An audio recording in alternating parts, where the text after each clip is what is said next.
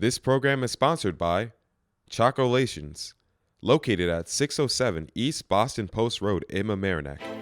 Hello everyone, welcome back to LMC Varsity Sports. We're here at Rhinebeck High School. It is the Section 1 Class B softball semifinals. The Panthers getting set to host the Putnam Valley Tigers. The Panthers the 2 seed, Putnam Valley the 3 seed. Steve, Rhinebeck's had two convincing victories so far in the sectionals, but certainly facing their toughest test so far today. Definitely. They've come on strong in the second half of the season. After all, we know they're a very young squad. They have a few sophomores who are key players and a few seniors that contribute as well. But it all starts with Katie Blanche in the circle, and she has been spectacular all year long. However, the team around her has really come up big as the season has progressed. Now they're facing their toughest test against Putt Valley. We'll see how they're able to handle the pressure of the moment and see if they can perform and hit against this pitcher, McKenna. Certainly, as you know what you're getting with Blanche in the circle, you don't always know what you're getting against the opposing pitcher, so that's going to be interesting to see, especially in the early innings. First pitch, softball, coming up next on LMC TV.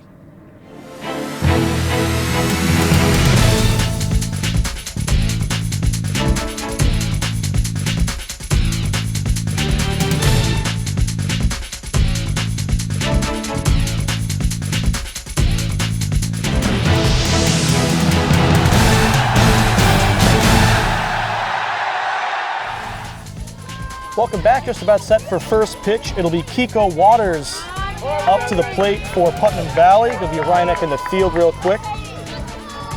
Infield third to first, Allen, Santoli, Tobin, and Pacone. Outfield left to right, Sullivan, Viola, and Straza. And Carissa Peccia behind the plate. First pitch from Katie Blanche is a strike. Katie Blanche has had fantastic mechanics in the circle for years. And obviously velocity is going to increase with size and strength.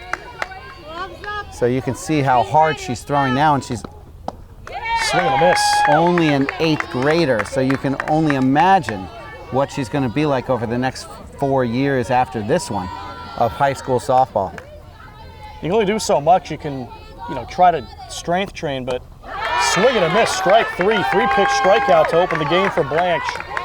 Steve, you can't teach height.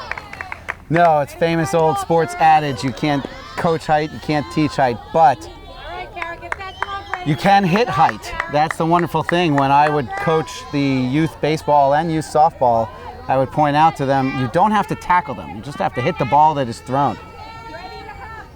So here's Alex Waters up to the plate. She'll be the catcher for the Tigers. First pitch, strike. 4 pitches, 4 strikes from Blanche. Emily McKenna, the opposing pitcher, also due up here at the top of the first. One line, left field, base hit into the gap past Sullivan. Waters on her way to second, and she will stop there with a 1-out double. Great anticipation by Waters of the fastball coming right over the middle. Timed it up perfectly and rocketed that line drive into the gap between Viola and Sullivan, as you mentioned. Good job by Sullivan tracking that down and getting it in before that turned into a triple. Yeah, Waters was chugging, and if it took any longer to get to that ball, easily could have been a triple. It's 206 down the left field line, and then 230 to straightaway center. 209 into right field, Rob. So they'll be looking to use those center field alleys to get their runs on the board. So an RBI opportunity for Emily McKenna. With Waters on second, 1 out. Swing and a miss. Blanche has had swing and miss stuff early here in the Section 1 Class B semifinals. She's known she was going to be a pitcher for a long time. As I said, she's been working on her mechanics for years. Her goal here is going to be try and move the ball around the zone. She can't just pump fastballs down the pipe and blow the hitters away as she has done in some of her previous outings. This is a talented, down the right field line, foul out of play. Talented batting order for Putnam Valley, so she has to make sure that she is selective with when she tries to go for the power pitch. 1 ball, 2 strikes on McKenna. Get ready, girls, on your feet. Fouled off, so we'll do it again. And the one thing that Putt Valley does have going for it as far as facing a power pitcher like Blanche is she's only an 8th grader, so as hard as she's throwing, she's not at a Gianna Magrino level where she's throwing in the mid to high 60s. Tapped to third, Throw it. and it's a good play by Allen to flip it back to Blanche because Waters would have gone home otherwise. Infield single there for McKenna. It's the problem with the 60-foot base paths in softball. That's why you see so much slap hitting, Rob. Things happen quickly. As long as you can get the ball down and get a good start towards first, it's really hard to throw a runner out on a softly hit ground ball. So up steps the reigning LoHUD Player of the Week, Frankie Reyes. Runners on the corners, one out. And the first pitch strike, runner goes to second, and no throw from Peccia. Give McKenna the stolen base. So runners on second and third. Smart decision by Peccia not to throw down to second with only one out. Even if they got the out, the run would score, and runs will be at a premium in this game. Come on, get ready. On the ground, up the middle, base hit. Waters scores, McKenna rounding. She will score as well. It's a 2 RBI double for Reyes, and the Tigers lead 2-0. So the hard ground ball gets past Tobin. Nice effort from Tobin, and again, another 8th grader just hasn't had a lot of experience in how to dive and stop a ground ball. I think now's a good time for me to mention I have coached most of the girls on the field here today, so I have a lot of experience working with them and coaching them. Liv Tobin didn't really know she was a good softball player until we pointed it out to her and got her involved in the summer travel program. So she still has some catch up to do. First pitch fouled off by the designated player, Sophia Lord. Even if she had dove and knocked it down, at least one run would have come in on that play. Right, and well, that's one of the things that she's going to need to learn is that in that situation, even if it's knocking the ball down, smothering it, keeping it in the infield, keeps that runner at third. She was trying to make a play on the ball and figured the best way to do that is to glove it while on the move. Swing and a miss, so both outs recorded by Blanche on the strikeout. Trying to hold it to 2-0 as Sabrina Cross steps up for the Tigers. Well, the 6-hitter now, we'll see what she has against Blanche. Swing and a miss. And first impression gives me the idea she's a little overmatched. We'll see if she can handle the fastball. But let the Rhinebeck Panthers be on notice. These girls at the top of the order know how to hit. They say no swing, count 1-1. These two teams met in the season finale on May 18th, a 5-4 win for Rhinebeck. So they're somewhat familiar with each other. Swing and a miss on the 1-1 pitch. Great drop ball there from Blanche. Kept it low in the zone. Looked like it was going to stay up for that swing at the bottom of the zone, but dropped right under the barrel of Cross. On the ground toward Tobin. She stops it. Throw to first. They say safe. Runner coming home scores. And it's 3-0 on the infield single by Cross. Great play all around. A good job of Cross to get her bat on the ball. Really nice backhand stop by Tobin. She comes to her feet or comes set to throw, but again, that 60-foot base path really betrays her. This is Sonia Garcia taking a strike. Picone, You have to react quickly. Yeah, then Picone gloves the ball well, but Cross does a great job fighting through, sprinting over to get to the bag first, and then smart play by Picone to try and throw the ball home, but she didn't really have a chance. Swing and a miss, count 1-2. Blanche trying to get out of the jam with just a 3-run surrendered. 1-2 to Garcia. In the air, center field, and Viola over to make the catch for out number 3. But Putnam Valley strikes first. They plate 3 runs at the top of the first. Rhinebeck will try to counter when they step up to the plate next on LMC TV. Evelyn Picone will lead things off here in the bottom of the first for Rhinebeck, already trailing 3-0 here in the semifinals. winner will face the winner of Ardsley and Albertus Magnus in 2 days' time in the Section 1 Class B final. At North Rockland High School. At North Rockland High School, that's correct. First pitch is a ball to Picone from Emily McKenna. So we focused entirely on Blanche and the hitters in the first inning, in the top of the first. But I can tell you that through this entire batting order, there is plenty of hitting in the Rhinebeck Panthers roster. Absolutely, this is a full team already. In the next year or two, they'll be even better, which is just downright scary. Yeah, not to look too far ahead after all, they are alive and kicking in a playoff game. Yes, but with a roster full of 8th graders, 9th graders, and sophomores, the future sure does look quite bright here at Rhinebeck High School. 3-1 on Picone. They'd love to get the leadoff batter on. 3-1 from McKenna. Ball 4. Good patience at the plate from Picone. It's something she struggled with a little bit in the past. She's such a strong hitter. She wants to attack the ball anytime she thinks she can get her bat on it.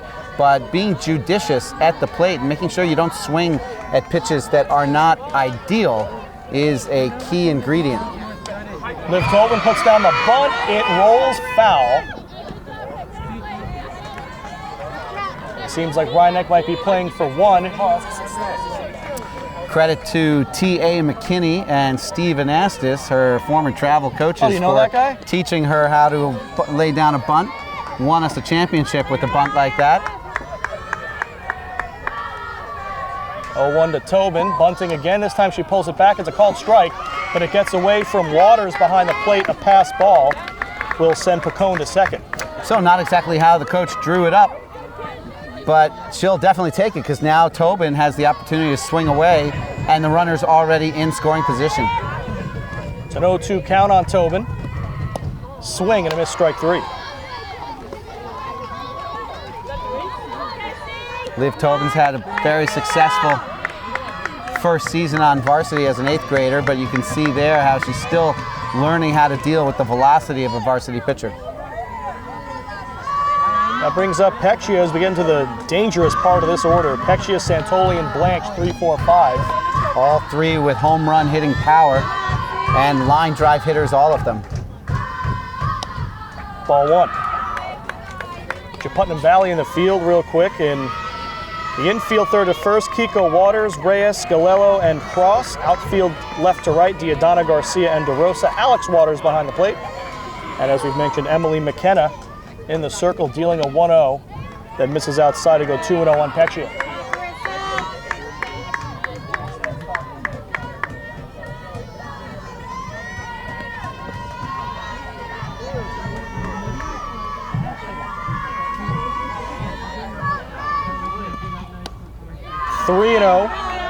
You can't really work around Peccia here. A lot of dangerous hitters behind her in the lineup just because first base is open.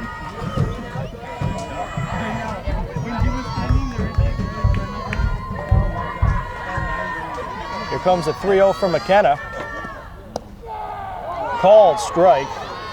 Peccia trying to buy a call. Yeah, always a dangerous maneuver to try and assume the ball when sometimes umpires will even call it a strike just out of spite.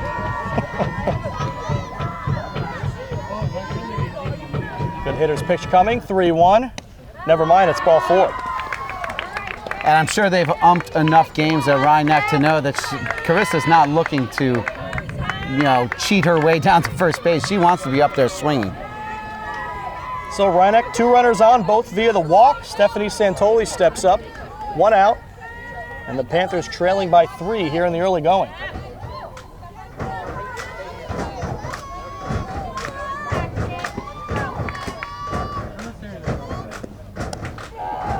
That's a strike.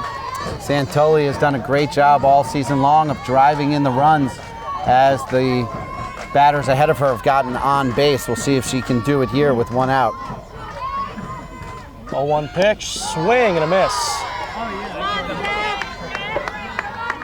Count 0-2. The crowd slowly growing here. Had an early start, 2 p.m. to try to beat some afternoon rain showers. We think we'll be able to get this one in its entirety as Santoli fouls that one off to stay alive. They actually had a preemptive rain out yesterday, Rob. This game was supposed to be played on Wednesday, Right. Wednesday afternoon. Yeah, we right. were all off on Monday, so the week's all Right. thrown off. No one knows Yes. what day it is. Yes, exactly. It is Thursday right now. One of those kinds of weeks. All of Section 1 baseball and softball postponed yesterday. Santoli, carbon copy of the previous pitch, fouls it off. Actually, some of the baseball semifinals today were postponed, but I think those were scheduled for 3 and 4 o'clock starts. Those were a bit more iffy. Yeah, there is definitely a large storm system making its way west to east here this afternoon. Still an 0-2 count on Santoli. Pitch from McKenna. High, ball one. Good job by Santoli leaving that up above her hands. Especially in a softball pitching form and motion, that rising fastball, you have a tendency to think it's going to stay in the zone. Ball two to Santoli.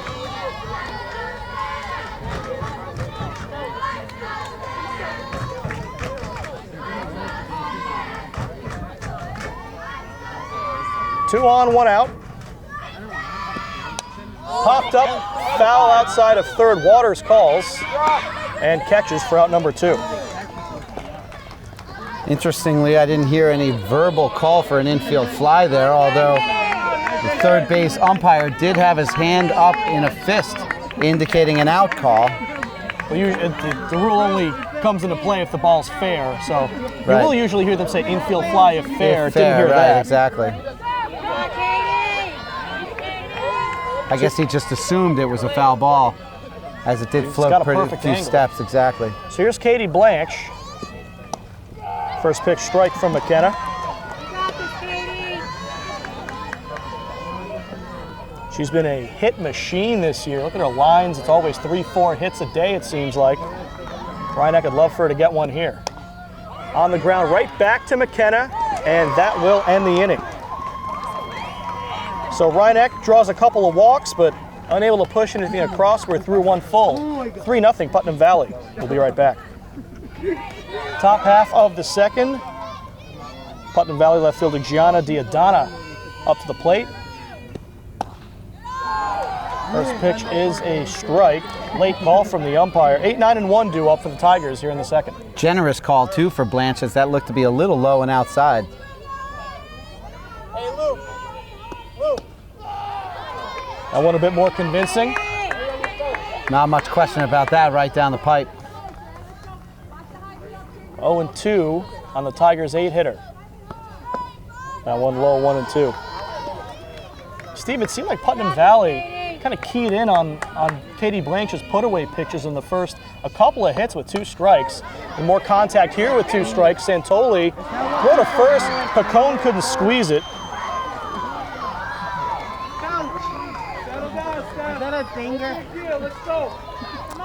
What's the official ruling there, Steve? It's got to be an E6 there. She threw that ball in the dirt. Evelyn could have turned her glove over that rather than trying to overhand back it. She could have gone and underhand scooped it. It would have gone right into her glove there. So here's Kathleen Galello showing bunt and missing. 0-1 on Galello. Yeah, it's interesting how they were able to get so many 2-strike hits. There could be anything from scouting to picking up signs. Showing bunt again and bunting through it is Galello, 0-2. Or just getting a bead on the tendency of Blanche in the circle when she gets 2 strikes, what kind of pitch she likes to go to. Pitchers can become predictable that way. 0-2 swing and a miss. Strikeout number 3 for Blanche, 1 away. Of course, there's not much you can do for pure power, and that's what Blanche showed her right there, blowing the fastball by her for strike 3. And again, they did see Blanche just a couple of weeks ago. Season finale, second game of a doubleheader. So it is still fresh in their memory, exactly, Rob. Here's Kiko Waters. Ball 1.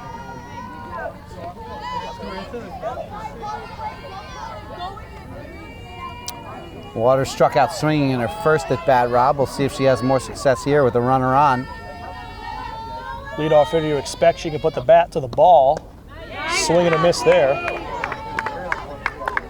A little late with that swing there, Rob. We'll see if she has better anticipation of the 1-1 count now. Diadana still on first. That one fouled out of play.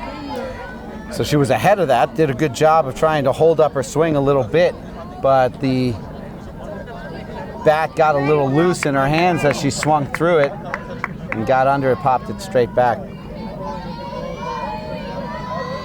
The 1-2. Swing and a miss.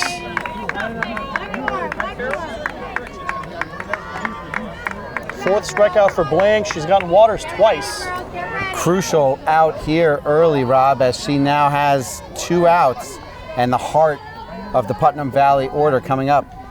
So here's Kiko's twin, Alex.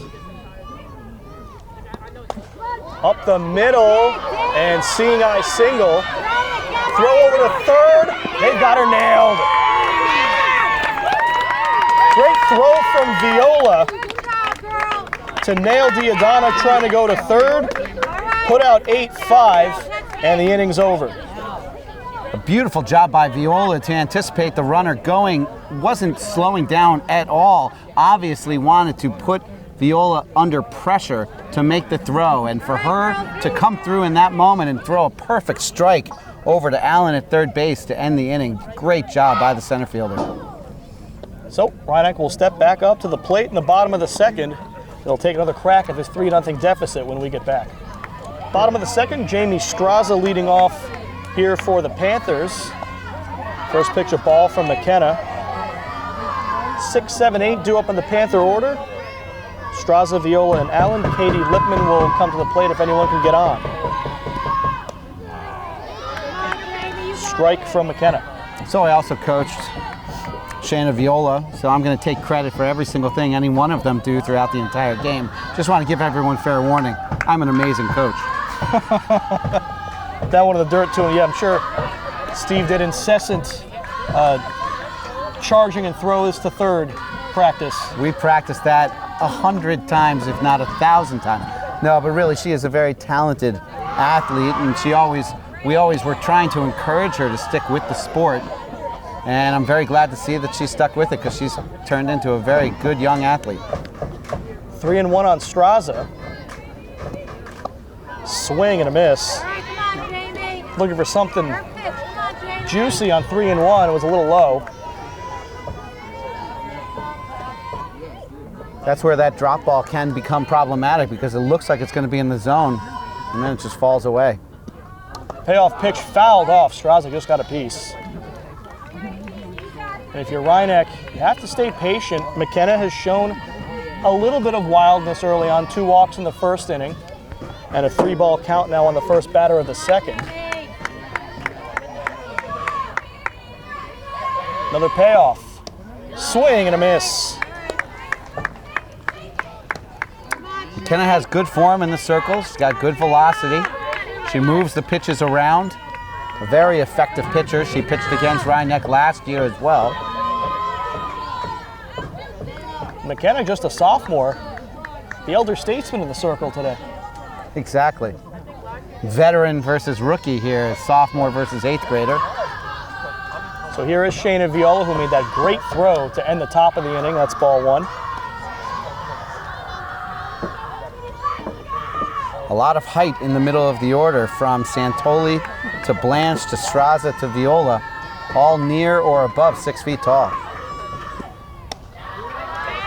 Ball 2. And all, aside from Straza, all underclassmen. A couple years, these might be the New York Giants out there.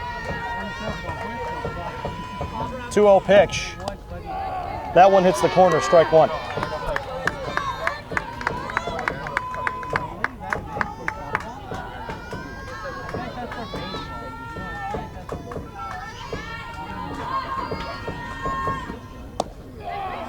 That one hits the plate as well, 2-2.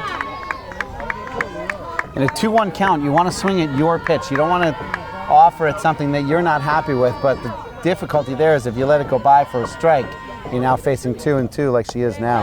And swing and a miss. So McKenna strikes out the first 2 batters here in the second. Up steps Kara Allen. Practice swing. There you go, girl. Come on, nail it. Let's go.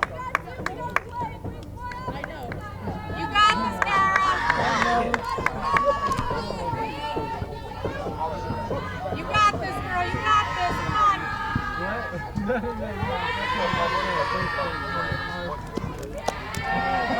First pitch is a strike. Wait for your pitch, Kara. Take your time. Well, McKenna's really finding her groove here in the bottom of the second. She's been very accurate with her pitches. Even the balls, I feel like, are right where she wanted them to be. Maybe not that one. Broadcaster's jinx. Yes. Give anyone a compliment these days, Steve. As soon as you do. Come on, you got If anyone was lucky enough to catch our broadcast of Mamaroneck hosting White Plains, there you On the go. ground. Great play by Waters at third. Throw is in time to end the inning. Not an easy play there for Kiko Waters in the hole between third and short, but she made it. So we're through 2 full. Still 3-0 Putnam Valley on LMC TV. so here we are in the top of the third inning. Stephen Assis along with Rob Moretti. I'll be on the play-by-play, and Rob will take over the color commentating duties here in the middle innings. Well said, Steve. See, there's a color commentation or a comment. Katie Blanche down 3-0. She's given up 5 hits here in the first 2 innings, as the first one is outside, ball 1. Just 1 hit, Steve, in that second inning. Definitely seemed like she was settling in a bit more. Trusting her fielders. It helps to have faced the bottom of the order as well. Right. Obviously, the best hitters are at the top of the order, get them the most at bats. Sometimes you'll see a coach stagger that a little to break it up, as that pitch is also outside. It's now I 2-1. never understood that strategy. I thought the idea was to string all your hits together. Right, but if the ball is low there, 3-1. If the weaker hitters are scattered throughout the lineup, then you're not essentially giving up an entire half of an inning by having the pitcher mow them down 1, 2, 3. You might be giving up every inning if your best hitters come up Well, with nobody right. on 2 outs. You every have time. to trust that your batters are at least capable of getting on base either through a walk or putting the ball in play and seeing what happens. Fouls that one away, 3-2. Now the payoff pitch. Lined right up the middle. Liv Tobin gloves it nicely. Fires over to Evelyn Picone for the first out of the third inning. That was a nice play by Tobin. Not an easy play going up the middle. Not a whole lot of time there to pick it up, turn, and fire, but she got it done. It's one thing about softball, again, with the 60-foot base paths, is that you almost want the harder hit ball because then it gets to you quicker. And the infielders aren't as adept at charging and throwing on the run. As Blanche fields that comebacker easily enough, and 2 away here, only 7 pitches into the third. Feels like Katie's starting to settle in out there in the circle. And if she does, the only question becomes if the bats can put together a rally to get them back in the game. Sophia Lord struck out swinging in her first at bat. We'll see if she has better luck against Blanche here in the third. And she puts one into right field. Straza is there and snags it for the third and final out here in the top of the third. So, Let's go, girl. no hits, Let's go. no walks, On the board now. On the no runs on only 8 pitches. We'll be back in the bottom of the third here on LMC Varsity Sports. So here we are in the bottom of the third. Rhinex still down 3-0. Now batting Katie Lippman. And she takes a ball for the first pitch, 1-0.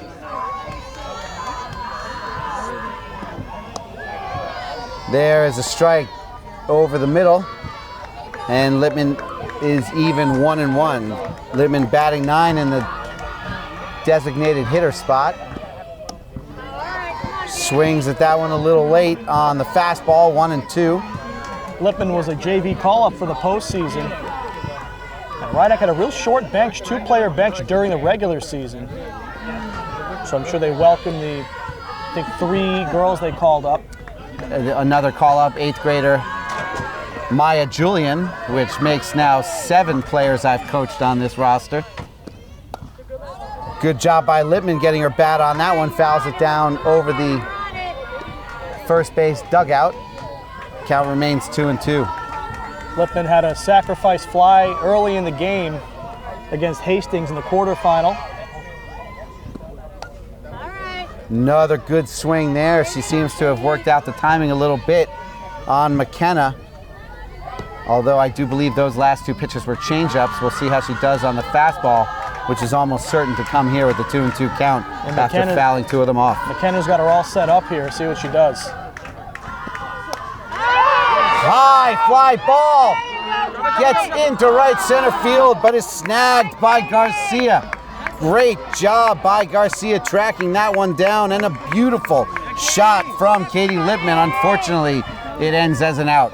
It was a good piece of hitting, just had a little bit too much hang time out there in the gap, and Garcia able to close it out and squeeze it for the out.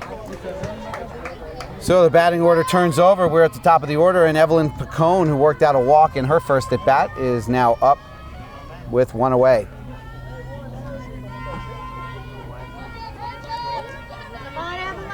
Picone, a lefty swinger, lefty thrower, so her positions are essentially pitcher, first base, and outfield. And she has played all those positions very well throughout her young career, but she has settled in nicely at the first base spot. I will counter you, Steve. Not that it's conventional or that it's ever done, but Don Mattingly played a little bit of third base in an emergency early in his career. And I'm sure it felt as awkward as it looked. Fouls that one back. Looks like it could still be in play, but it does just sneak over the fence for a 1-1 count. Yes, and I'm sure that the baseball gods were crying that day as they saw a lefty manning third base. But from what I've heard, he played a good third base. Well, he is Donnie Baseball, so I'm sure he's good at pretty much everything he does. I don't know about managing. He's okay. He's all right. I thought he did a fine job as manager. But anyway, moving back to the softball diamond, Evelyn Picone now has a 1-1 count. McKenna with the pitch. Picone pounds it into the dirt to see if she can get there in time, and she is safe. Determination is that the first baseman was bobbling the ball as Picone raced through the bag. Well, Picone is the leadoff hitter. You'd assume the speediest or one of the speedier players on the team. And now it looks like Coach Finn Smith from Putnam Valley wants to discuss that with the umpire. Pantomiming what her first baseman crossed it on the play. So I doubt he'll change the call based on that.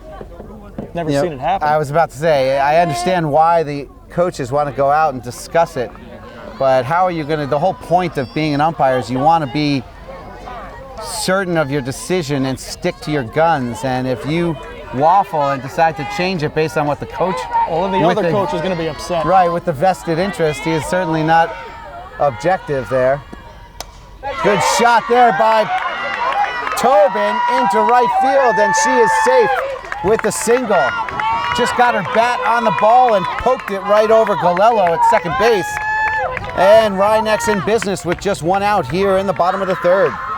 And back to the previous point, Steve, you only really want to see an umpire change a call if there's a blatant misinterpretation of a rule, right, which we don't see there. Or just an absolute blown call. Actually, there was a viral video of an umpire in a softball game that called the runner out even though she was about 5 steps through the bag. You want to know that an umpire is willing to realize that they just had a brain malfunction, but that wasn't the case there. The first baseman did bobble the ball, so it was an E3 that put Picone on. And now Pecchia watches strike 1, 0-1 to the power hitting catcher in the 3 spot, also an 8th grader. Oh, I'm sorry, she is a freshman. She has been playing since the 8th grade on the varsity team. Ground ball off the end of the bat. They go for the lead runner. And Picone with a nice slide into third, but she is out.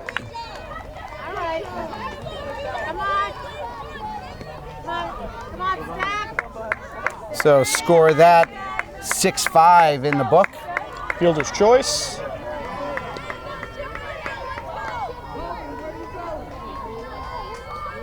Rhinebeck hoping with 2 outs now that Santoli can put one through and at least try to get 1 run in here. Santoli watches strike 1 over the heart of the plate. Waters now going out to talk to her battery mate McKenna. Maybe to discuss the situation, see what kind of defense they will employ against the runners on the base paths. Tobin with plenty of speed at second will certainly be trying to come around and score with anything to the outfield.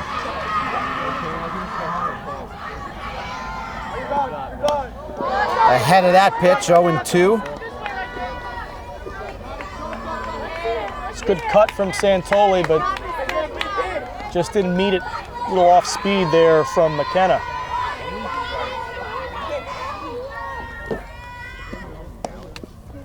That pitch just off the corner, 1-2. Now to Santoli. It's not easy to take.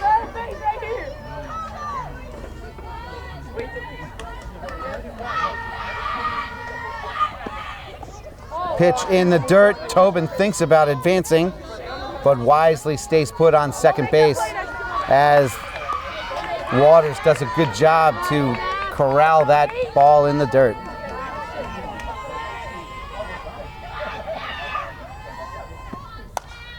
Ground ball too short. She goes over to first and gets her by a half a step to end the 3rd inning. So the ground ball does not advance the runners, and the inning is over. No runs on 1 hit and 1 error, 18 pitches for McKenna. Due up in the top of the 4th, Cross, Garcia, and Diadana here on LMC Varsity Sports. Here in the top of the 4th, Katie Blanche is facing Sabrina Cross. Cross 1 for 1 on the day. She hit a ground ball to second base.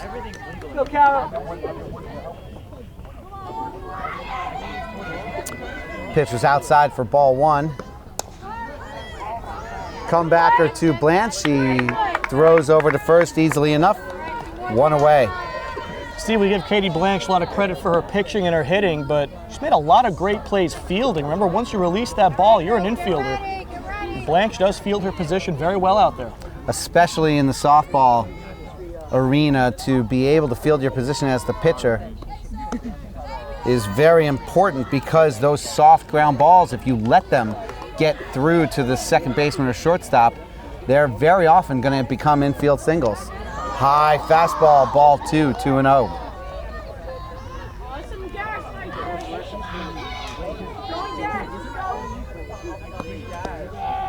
There's a pitch, just catches the bottom of the zone. 2-1 now to Blanche. Good job by Peccia to frame that pitch as well. Looked like it was diving low and away and held it there for the umpire to see it. That pitch is outside.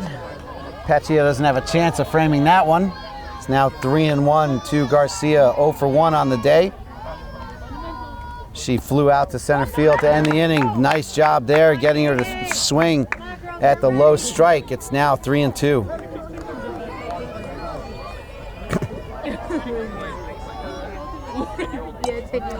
Fouls that one into the third base dugout, sorry.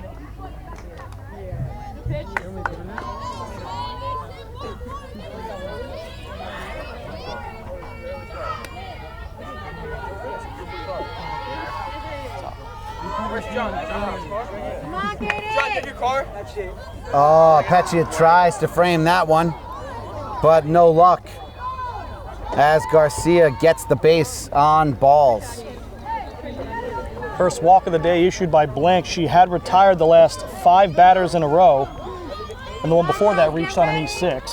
So you could call it 6 in a row if you wanted to, not her fault. Right, that'll bring up the number 8 hitter, Gianna Diadana. The left fielder is 0 for 1 as she grounded to short and reached on the error by Pacone as she wasn't able to, or the error by Santoli as the throw was low to Pacone.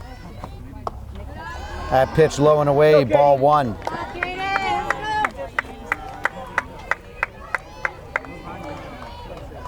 Good crowd now as the bleachers are full. And Diadana swings right through that fastball, 1-1 the count. Yeah, Steve, school must have just let out here. Rhinebeck Middle School and High School both on this campus. There's an ongoing game. That doesn't happen too often. Usually you have to wait an hour and a half after school's over. Right, which causes its own sort of viewership problem from a fan standpoint about whether you're going to stick around and wait or go home, and if you're not of driving age. That pitch low and away, so it's now 2-2 for Diadana. It's sort of like waking up on the morning that the NFL is in Europe. Line drive there over the shortstop for a single as Viola fields it and throws it into the cutoff. Now 2 runners on. Santoli was playing a bit in there, and kind of like the 2001 World Series walk-off single by Gonzalez. Just right over her head, no chance to get back there. Didn't have a lot of mustard on that hit, but it did have enough air under it to get over the outstretched glove of Santoli. That puts 2 on with 1 out. And Coach Joan Spadafino wants to talk things over with her infield. Maybe trying to figure out if they want to go to double play depth or not. The 9-hitter Galello's up, maybe thinking about what to do with a bunt as well. Right, because you have to assume that Putt Valley's going to try and do something to advance these runners and get to the top of the order. Want to stay out of double play territory. And if they can turn over the batting order here, they could really do some damage here in the top of the 4th. It looks like Tobin and Santoli are at double play depth. Ground ball, tailor-made double play. No, they get the advance, the lead runner. Good job by Santoli. She applies the tag at third base, does Allen, but she did not need to. Well, her foot was off the bag, so she did need to. It's a force. It's a force. So the third baseman was not on the bag. She got the last person out on third. She did apply the tag, though. Now we have the Now, umpires. the question's going to be if the tag came in time. It was not a force. Her foot was not on the base. That Well, much it we do was know. a force, but her foot wasn't on the base. Which makes it not a force. Right, She has to right. apply A the tag tag. has to be applied Come on. if you're not going to step on the bag before she does. And they rule her safe. Stay on the base, Gary. And now, of course, Coach Spadafino wants an explanation. Yeller. So I'm sure Coach Spadafino is saying, are you sure you saw that she wasn't on the base? I saw that she wasn't on the base. Yes. Stay on the base, Sarah. It's a force play.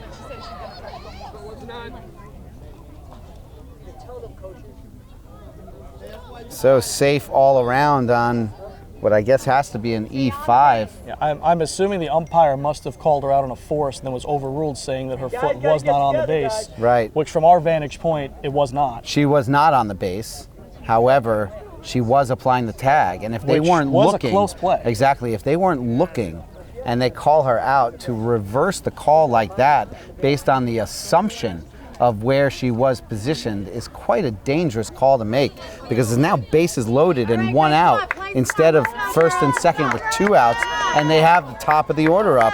Now Kiko Waters is 0 for 2 on the day, striking out swinging both times. Come on, let's go, girls. Play slow. So do you rule out an infield single then? You got this. It definitely isn't an infield single because it's a fielder's choice. But if everyone's safe and there's no error, Well, there is an error. She has to have her foot on the bag. that's not an error. She didn't drop the ball. Well, this is true as well. Go, girls. Play smart. Get ready. In essence, they beat it out. Swing and a miss there at the fastball. 0-1 to Waters. That's all just bookkeeping, though. Yes, right. And no matter, what does matter is that there are 3 runners on and only 1 away. Fouled that one right over the third base dugout. 0-2 to Waters. Kiko Waters, that is, as the Twins bat one after the other. And Kiko swings lefty, Alex swings righty. Alex, the righty, is now 2 for 2 on the day. Heads up once again back here. Another foul ball hit over our heads, and it remains 0-2. We've got enough athletes around here, we'll be protected. Some members of the baseball team here as well. Oh, just under the outstretched glove of Tobin. Viola has trouble coming up with it. Fires the ball in. Pecchia throws to third. The tag is applied, and she is out at third base.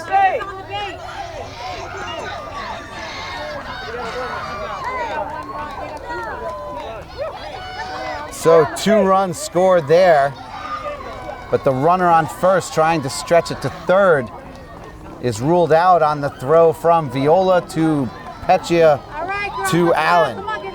And not to stir the pot more, but I think that was a makeup call, Steve. I thought she slid in there safely. I did as well, but no matter. What's done is done, and the call is made. So Golello is out 8-5.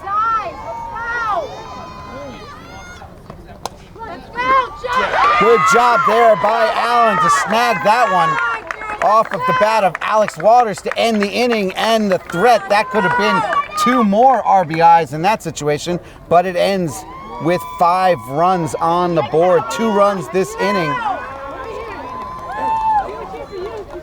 as the line drive snagged by the third baseman ends the threat. 2 runs on 2 hits and no errors.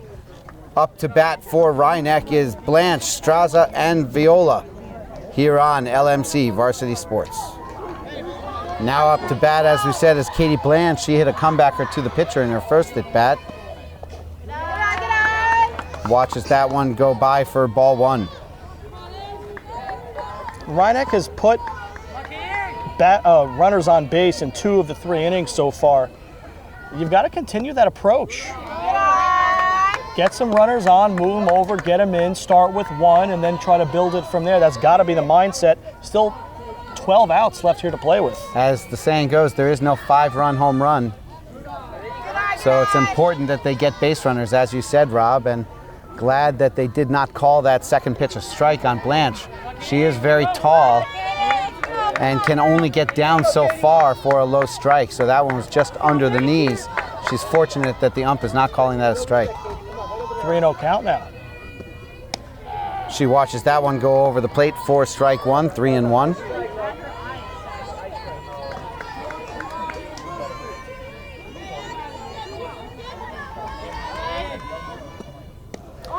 Leaves that one up, and she is on first base with a walk.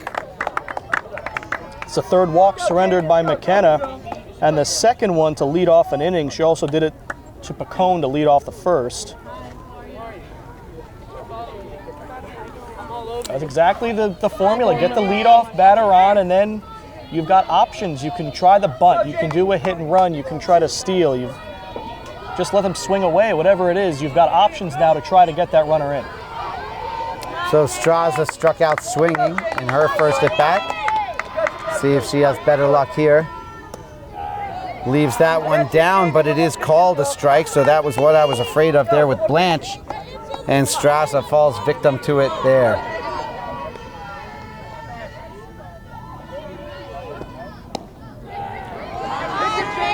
More hittable pitch, and she decided not to swing at that one, so she's now stuck down 0-2 here in the bottom of the 4th. Puts that one into right field. Charging is the right fielder, Lord, and she comes up with the catch, and Blanche has to return to first. That was DeRosa, Steve. Lord is the sorry about that, the yes. VP, and right, DeRosa is the flex.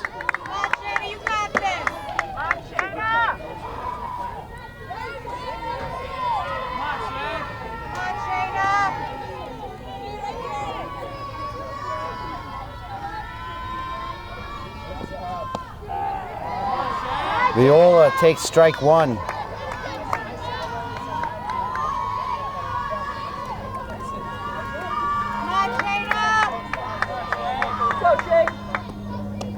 Swing and a miss. She's out in front of that one. You're on that front foot. Back. McKenna doing a good job mixing up her pitches. Come on, Shayna, stay on the back foot. Come on. A lot of these taken strikes and swings and misses have been on off-speed offerings right near the edges of the strike zone. Go, Shay. Come on, Shayna. Pitch low in the dirt. Ball 1, 1-2 to Viola. Yes, unless you're in college softball, at the high school level, an overpowering fastball can be enough. But if you're in the 50s, as Viola goes down swinging, if you're in the 50s, like it seems like McKenna is based on her velocity, you've got to be able to mix up your pitches, and she really is doing an excellent job of it here today.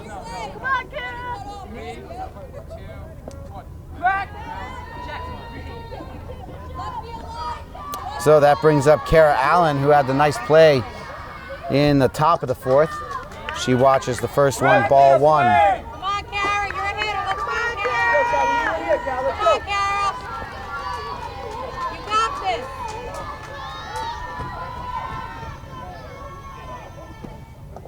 this. Another pitch in the dirt. Good job by Waters to drop and block that one. So Blanche has no opportunity to advance into scoring position. Waters has a reputation as a great catcher defensively. Also stands to reason why Blanche hasn't attempted to steal yet either. She shows her skill once again, scooping a ball out of the dirt, but it is 3-0 to Allen. All your power. Strike over the middle of the plate. 3-1 now to the third baseman. That's it. Let's go. Interesting how many middle schoolers it appears there is here with all the 8th graders on this roster. All your power. Sure, a lot of their friends came out to watch them play. Ground ball into the third base fence. It's now 3-2. Come on, harder, girl. Come on, Luke. You got this. Harder. Go, girl. You got it, Kara. It's going to be the biggest crowd I've seen at a Rhinebeck event since the out-bracket boys basketball game over the winter. 230.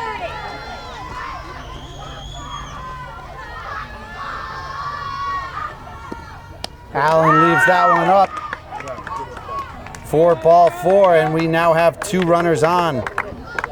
And Katie Lippman is the batter. Lippman had a nice fly ball in her first at bat. We'll see if she can find the outfield grass with a hit here. Would be huge for Rhinebeck. If she could do that again, but just not get under it quite as much. Right. And we're talking about a millimeter difference. That would have been a line drive to the gap. Good eye, Katie. Good eye. Leaves that one low for ball 1, 1-0. Also doing a good job here waiting out McKenna. She's got 4 walks on the day through not yet 4 full innings. Pitch count doesn't really matter as much in softball, Not Rob, as much. But it is interesting to note that she is already at 74 pitches through 4 innings. The pitch count may not matter, but the runners generated by walks do. Right. And fatigue can set in, not as much as a baseball pitcher's arm fatigue.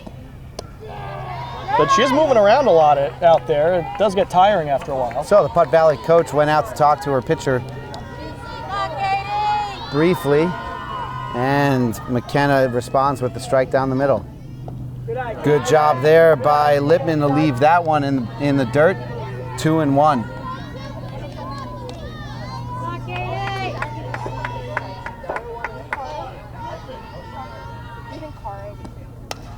She chases that one up high and pops it up.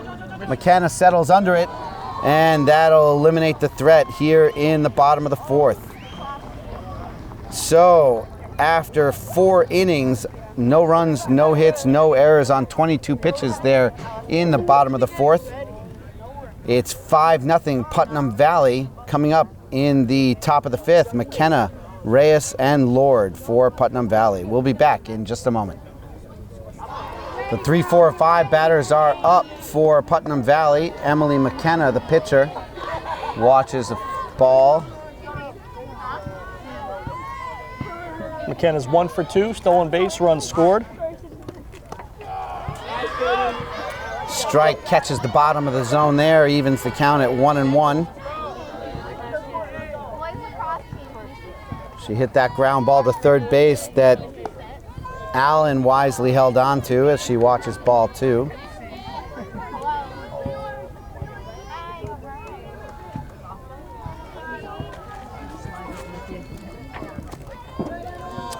Blanche loses control of that one. Travels around 43 feet.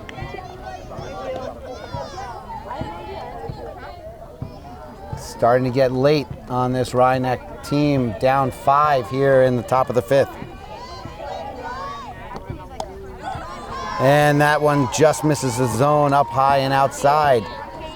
So McKenna now on first base with Reyes up at the plate. Reyes is now 1 for 2 with a hard ground ball up the middle, and then she hit the comebacker to Blanche in her second at bat. Steve, if you're Rhinebeck, you don't have to look too far. You can look to your neighbors to the slightly south, the Mamaroneck softball team. They were leading a sectional game 4-1 in the 6th, ended up losing 6-4. So anything can happen. Putting the ball in play is key here to that point. You're right. I believe they only have 1 hit so far. I know Coach Hannon is here. She is a teacher. Guidance counselor. Rhinebeck, sorry, a guidance counselor, yes. And she'll be the first one to tell you that the game is not over. As Mamaroneck definitely felt they had the better squad that day, but they did not come out on top. Petchia and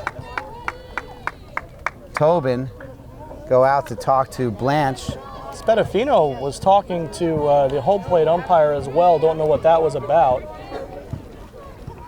But she had something to say.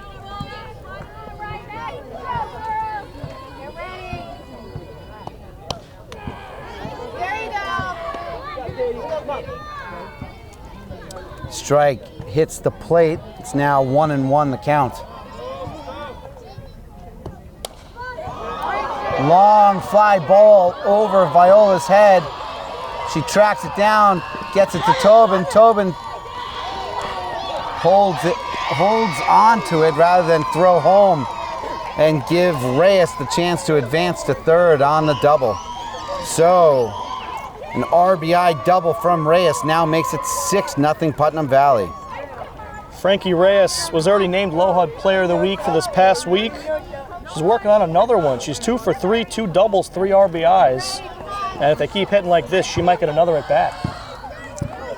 2 for 3 on the day is Reyes.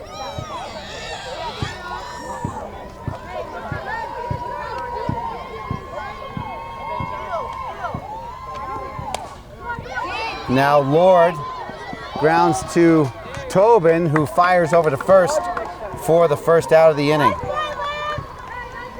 And moves up Reyes to third, so the threat's not over here yet for Putnam Valley. Runner on third, 1 out. A lot of ways they can get her in. Just put the bat on the ball. Good job by Tobin there fielding that ball, but in the future she's going to need to learn to attack those softer grounders so she doesn't have to wait as long and try and fire the ball just in time as she did. But that'll come with age and maturity. She is, after all, only an eighth grader.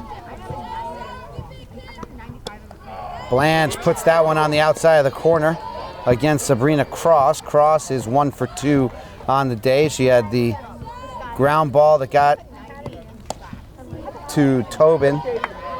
And there she swings and misses at that one. It's 0-2.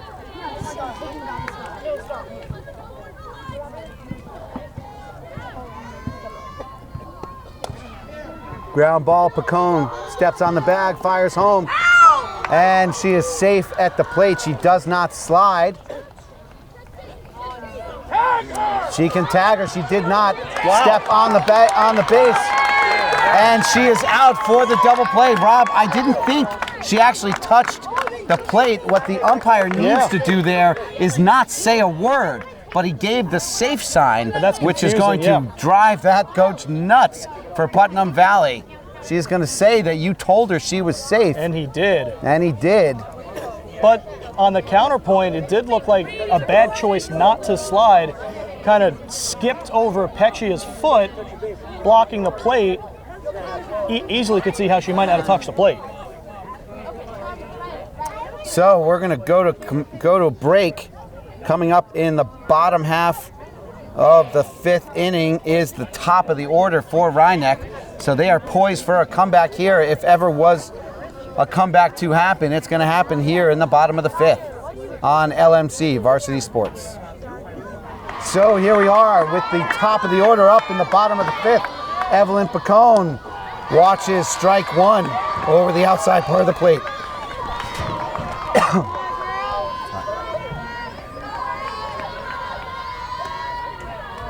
Picone's been on twice, once on an error, once on a walk. That one stays low, 1-1 the count now to the leadoff hitter. Picone, an excellent athlete and a great hitter. We'll see if she can get a hold of something here.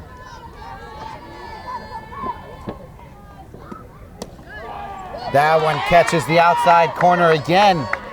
1-2 the count.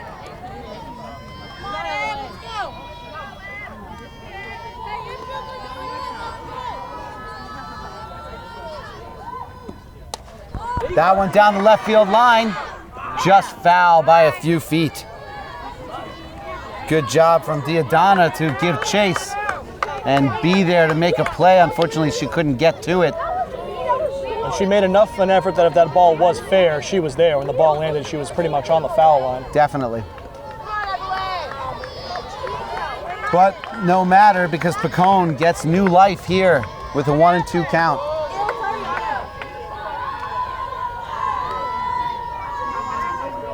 The pitch. Oh, she waits on it nicely up the middle for a leadoff single here in the bottom of the 5th. Great job from Picone to wait on the off-speed pitch and take it back up the box. Just the second hit for Rhinebeck, and as we get into the later innings, maybe that gives them a little confidence. Good things happen, Steve, when you put the bat on the ball. Tobin, a very aggressive hitter. A good line drive hitter as well. We'll see if she can come up with another line drive single as she did in her last at bat. Leaves that one outside, ball 1.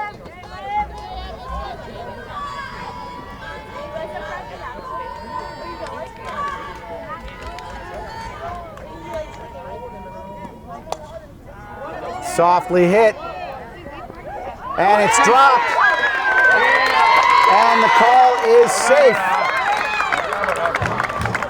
McKenna has trouble gathering the ball. She went down to field it, and she ended up coming up with a lot of infield dirt. A big pile of dirt with a softball, and then the throw over was still in time, but it was bobbled, and it was a close play as Cross was trying to just keep her toe on the bag and pick up the ball. Nearly did it.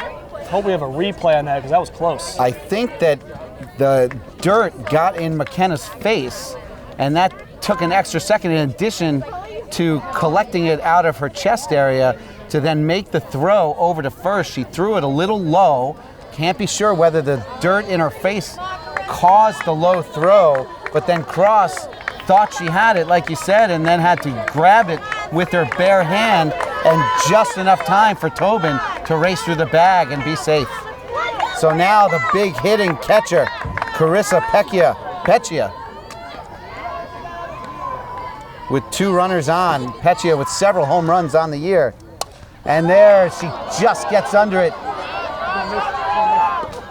Once again, I don't see the infield fly rule called. I saw the umpire point. He just didn't verbalize it.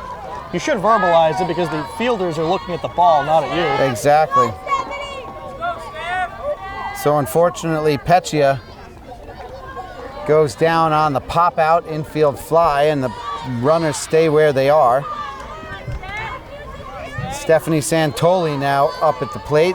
Santoli 0 for 2 on the day. She grounded out to shortstop in her last at bat and popped out on to the third baseman on what would have been the other infield fly if it had stayed fair. She takes strike 1, 0-1. Santoli's put the ball in play twice. That pitch stays low for ball 1, 1-1. The count with 1 out and 2 on here in the bottom of the 5th. It'd be good if they could pick up at least 1 or 2 here to help them in the later innings. McKenna gets a little loose on her 88th pitch of the day. Ball too high. 2-1 the count to Santoli. Stephen Assis along with Rob Moretti here at Rye-Neck as Santoli fouls that one into the fencing in front of the first base dugout. Cross had a chance at it but couldn't figure out exactly where that was coming down as she tried to get a feel for the fence. It's a little home field advantage there for Rye-Neck. Still not an easy play. No, definitely not. Rye-Neck High School down 6-0 here in the bottom of the 5th with 1 away. A 2-2 count to Santoli. Fouls that one straight back. A little more on it there as she fouls it straight behind her, which is a good indication that that was a solid swing on the ball. She was just a little under it.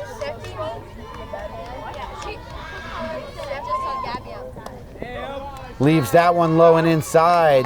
Ball 3-2 to the number 4 hitter. Pacone and Tobin on 3-2, 1 out. Don't think you'd start the runners here. That could be dangerous, but effective if she gets the bat on the ball. Leaves that one high, and the bases are now loaded for the pitcher, Katie Blanche, who has a few home runs of her own as well. And also really good at putting the bat on the ball, putting the ball in play. Bases loaded, 1 out. There are a lot of ways to put the ball in play and get some runs in here. I'm sure they'd love the home run, but Blanche has a tendency to get out in front of herself when she swings, but she has such a powerful, strong swing. She often makes it work to her advantage. So McKenna now toes the rubber, and the pitch. Leaves that one over the plate for strike 1.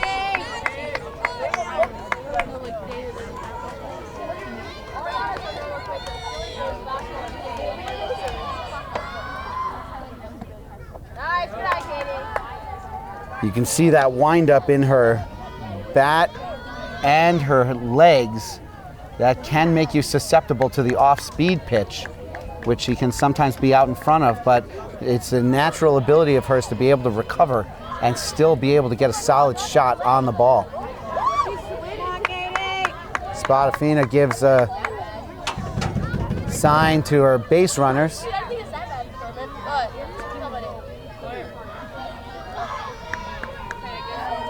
We'll see what Katie Blanche can do here with a 1-1 count. Low, ball 2-1. Pacone on third, Tobin on second, Santoli on first. 1 away here in the bottom of the 5th, down 6-0. Fouls that one, pounds it into the dirt. I think that might have actually hit off the plate. So it's now 2-2.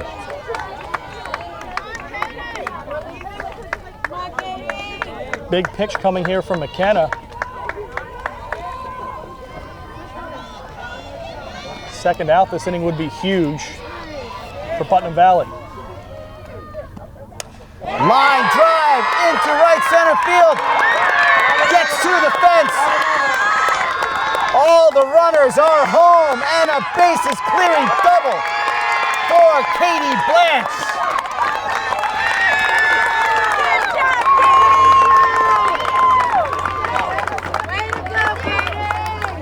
Pacone scores. Tobin scores. Santoli scores. And Rye-Neck is in business, now down only 6-3 with one away. Well, there's a Play of the Week nominee. Absolutely. What a beautiful shot from Katie Blanche. Solid strength in the hands and the barrel of the bat, right on the ball. Crushes it to right center field and clears the bases. Couldn't have hit it any harder. The only way that could have been better is if the trajectory was a little higher. It could have cleared the fence, but certainly couldn't have put any more exit velocity on that one. Jamie Strasser watches strike one over the outer part of the plate. Yes, I did hold off on the last part of the call on the line drive. as Straza grounds it back to the pitcher. Blanche slides into third, safe. Advancing on the throw to first. I wasn't sure if Blanche's shot had enough trajectory to get over the fence. It certainly kept traveling like it was going to, but it dived down just before it reached the 330 mark. 230 mark, sorry. 330 would have definitely been out of there. I would have been out to the scoreboard out there. So now, Shayna Viola. Oh, and she hits a fly ball into right field. And it is gloved by DeRosa to end the inning. But not before Katie Blanche with the bases clearing double. 3 runs on 2 hits and 1 error. 23 pitches for McKenna. And they have the 7, 8, 9 batters coming up in the top of the 6th. Top of the 6th, Rob Moretti here with Steve Anastas. Bottom of the Tiger order due up here against Katie Blanche. And the first pitch is fouled off by Sonia Garcia. It was Blanche who just delivered that big 3-run bases clearing double to narrow the gap and get Ryanek way back into this game. 0-1 is a strike to Garcia. Things were starting to look bleak, Rob, but one swing changed everything for Ryanek here, and they feel like they have new life. Swing and a miss, strike 3.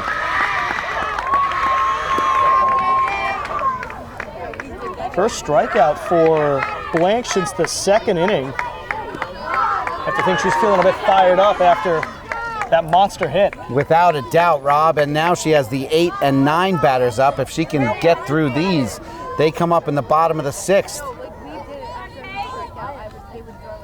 with their own 8, 9, and then the top of the order. This is Gianna Diadana. 1 for 2, reached on an error and singled, scored a run in the 4th inning.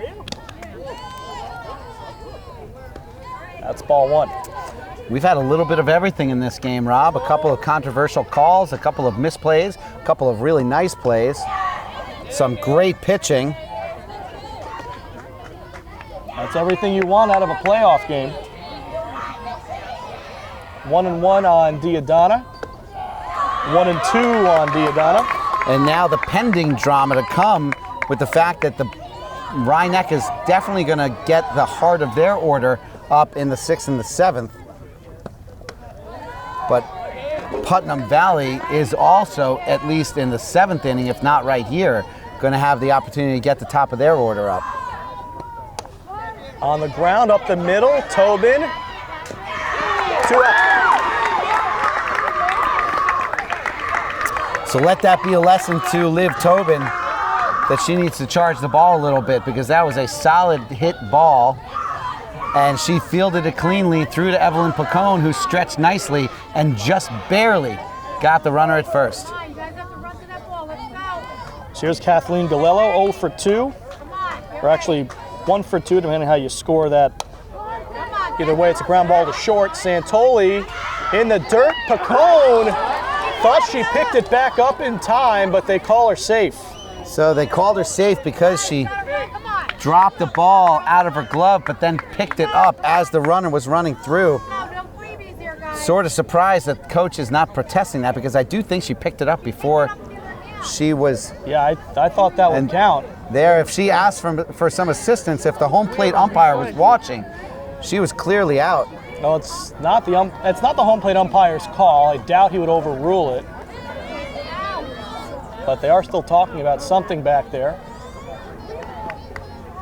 So that'll bring up Kiko Waters. Doubled her last time up.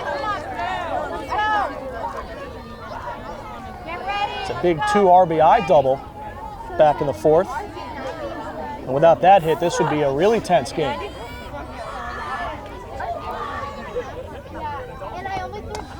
First pitch fouled off. So just as we talked about some controversial calls, we have another one there that could extend the inning here and spell some trouble. That's the for second Rhinebeck. time that same kind of play is happening. Both times I thought the runner was out. It's called safe. Popped up, foul territory and out of play. Nice catch by the fan in the camping chair out there.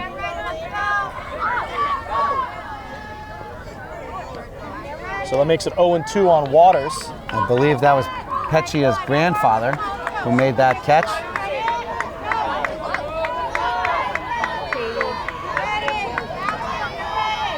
Oh and 2 on Waters, runner on first, 2 out. Line drive, center field, base hit, and it gets through Viola. Galello's being waved around. The throw coming in, she will score on the triple by Waters, and it's 7-3.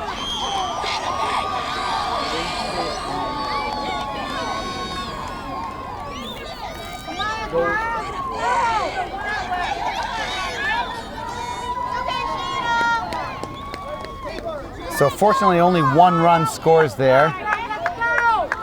So instead of being down by 3, they're down by 4 and there's still 2 outs. So they have the opportunity to close it out here. Here's Alex Waters. First pitch, a strike. Alex Waters 2 for 3, now her sister 2 for 4. Both her shots have been to center field.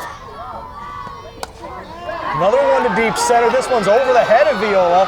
That will easily score her sister Kiko as Alex Waters heads to third. And Pechia blocks it. Throw back to third. She's safe. So the Waters sisters both triple here in the 6th, and now it's 8-3. That play at first now looming even larger as they could have been out of the inning. Coach Spadafino out to talk with her infield and with Katie Blanche. Things getting away from the Panthers a little bit here in the 6th. And you're right, Steve, that call at first changed everything in this inning. Rhinebeck had all the momentum there with that third out that was wiped off the board. They would have gotten out of the inning and come up to the plate down by only 3 runs with 2 turns at bat left. They still have those 2 turns at bat, but now they're down by 5 and potentially more if the pitcher, Emily McKenna, is able to get her second hit of the day. McKenna 1 for 2, scored twice. Alex Waters on third with 2 outs.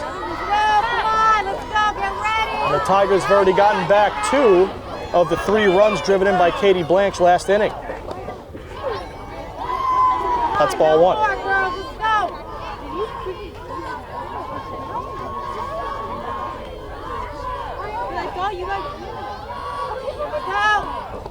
Swing and a miss. Great pitch from Blanche there, keeping the ball low in the zone, getting McKenna to chase. Go, girls, come on.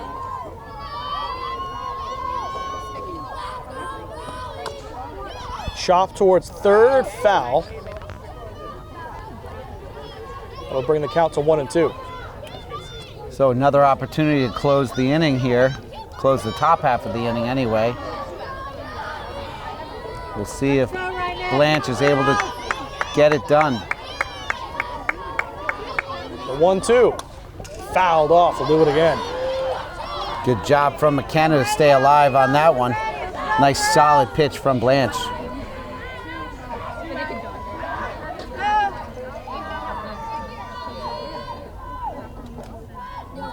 Another 1-2. Slowly hits a third. Allen's throw gets away. The run will score, and they'll give McKenna second base on the dead ball throw.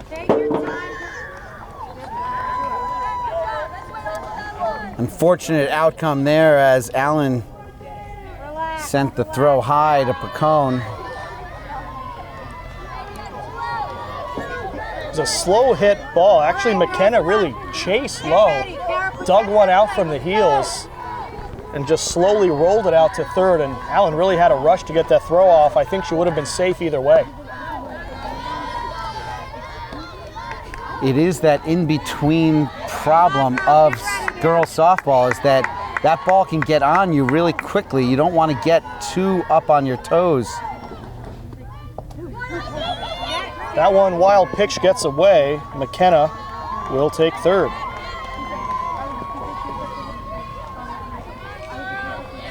But at the same time, the slow roller, if you don't charge it hard enough, that throw, you really have to rush to get it over to first. The umpires want to check on something. It might be verifying the pitch count.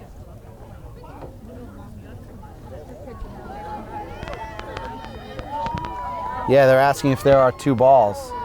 That's what I have in my book, Rob. I agree. So now McKenna on third. Reyes the 2-0 count at the plate.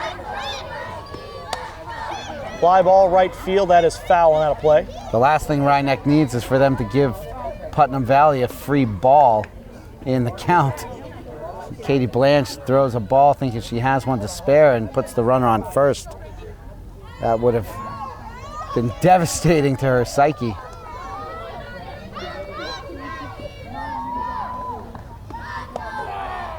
Strike to Reyes. Reyes already 2 for 3. Couple of doubles, 3 RBI, a run scored. 2-2 from Blanche. Chop right back to Blanche, throw to first in time to end the inning.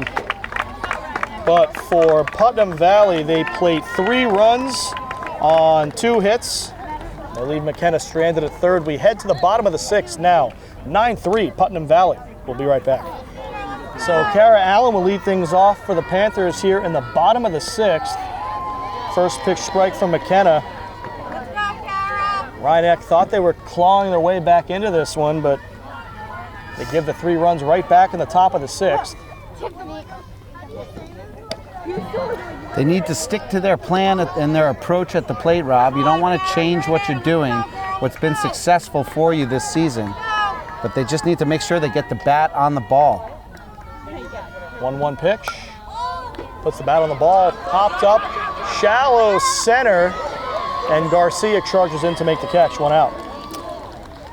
One thing that has definitely been plaguing the batting order here today is too many fly balls.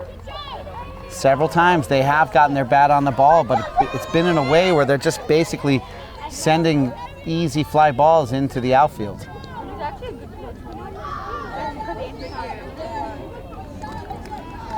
So here's Katie Lipman.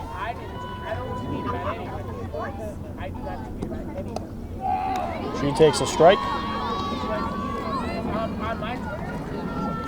Evelyn Pacone waiting on deck.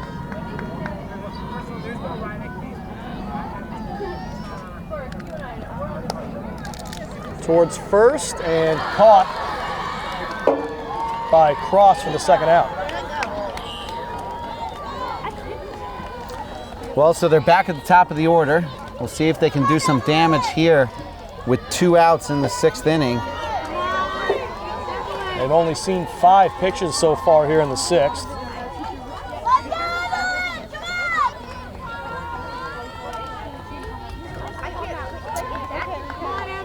Emily McKenna's thrown 105 pitches on the day, 64 of them for strikes, for a 61% strike ratio.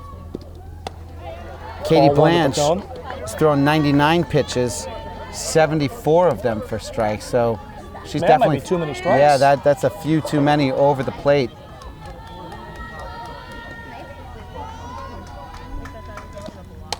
Pacone slaps one to center field. Garcia tracks it down for the 3rd out. Real nice shot from Pacone there. Unfortunately, Garcia is playing right in the proper position. So we head to the 7th. 3 outs left for each side. Putnam Valley up 9-3 here in the Section 1 Class B semifinals. Top of the 7th, Sophia Lord up to the plate. She's the 5-hitter. First pitch right back to Blanche. 1 pitch, 1 out.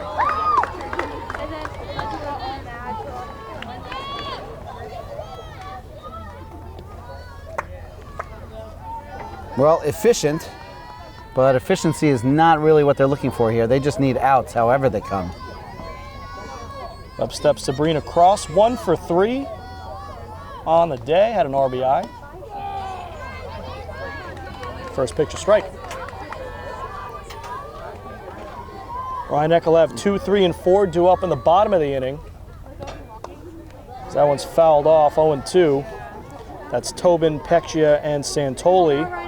And then Blanche, if anyone reaches, and Straza after her. They'll need a full lineup effort to come back in this one down 6. That's ball 1 to Cross. Well, that's easy. Single, single, single, home run. Okay. Single, home run. Oh. Well, now that you put it that way. That's it. It doesn't get any easier, Rob. Although I'm sure Carissa Peccia would be very annoyed that I gave her a single in that hypothetical. Swing and a miss, strike 3. So Katie Blanche doing what she needs to do here, Rob, to get them to the bottom of the 7th and give them a fighting chance.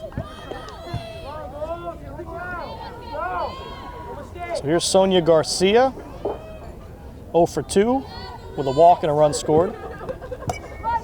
First pitch hit out towards short, Santoli, throw to first, out.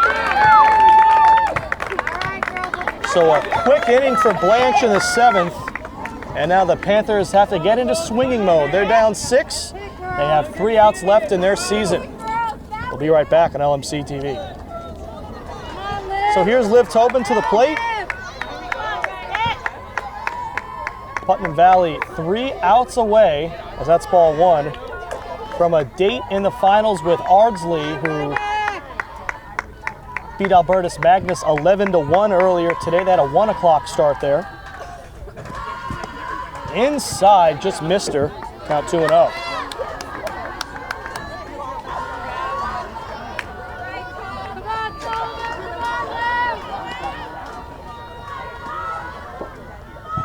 From McKenna, hit on the ground towards short, fielded cleanly by Reyes, throw to first, 1 out.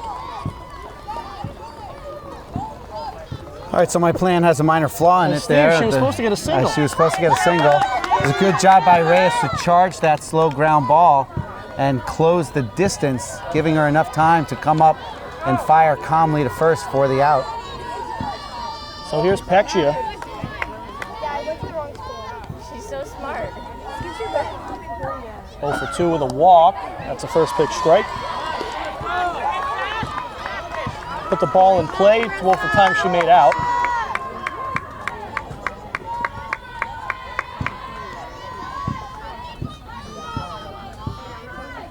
A 1 from McKenna. Popped up. McKenna calling. 2 out. It's the curse of being a home run hitter, Rob, is that when you're looking to lift the ball, as Peccia does, if you don't hit it just right, it ends up as a pop-up. And I believe that's her 3rd of the day. So the Panthers down to their final out. It's Stephanie Santoli to the plate. Actually, it's her 2nd pop-up out of the day. Right. She had another one that was foul ball.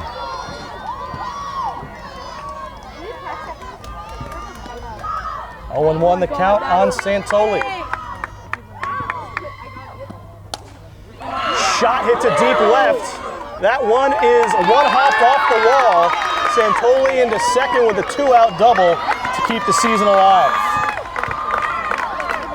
Well, it all starts with a single hit, Rob. If they can figure out a way to get some more base runners on against McKenna,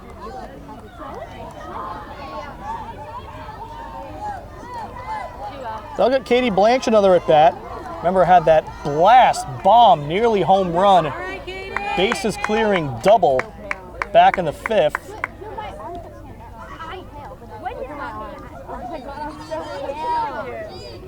As it's conference time here at the field. Infielders speaking. Coach Spadafino has some words for Katie Blanche. I'm sure the Putnam Valley coach is reminding them that the runner at second does not matter at all, and to just worry about getting Blanche out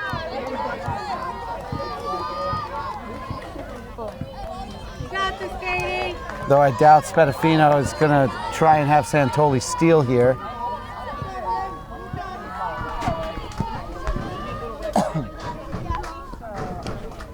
First pitch up high, ball one.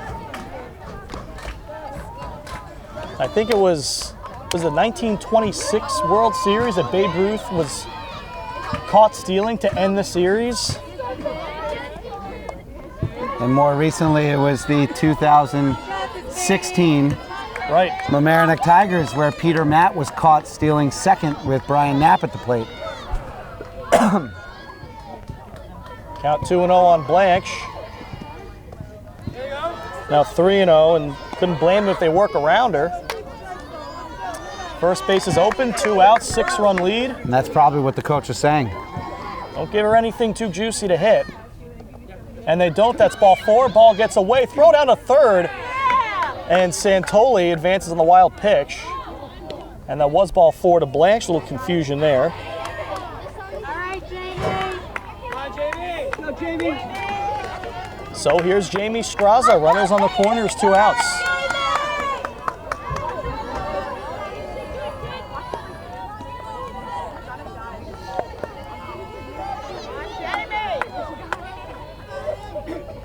First pitch, a strike.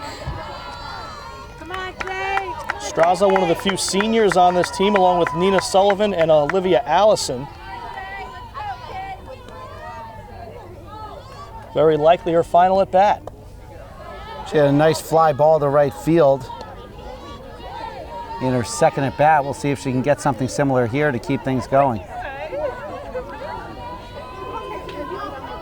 Final out's been a bit elusive for McKenna as this one's hit on the ground up the middle. Reyes steps on second, and that will do it. Putnam Valley by a final of 9-3 takes out Rhinebeck. A mild upset in the 2-3 matchup, and they'll move on to face Ardsley in the final.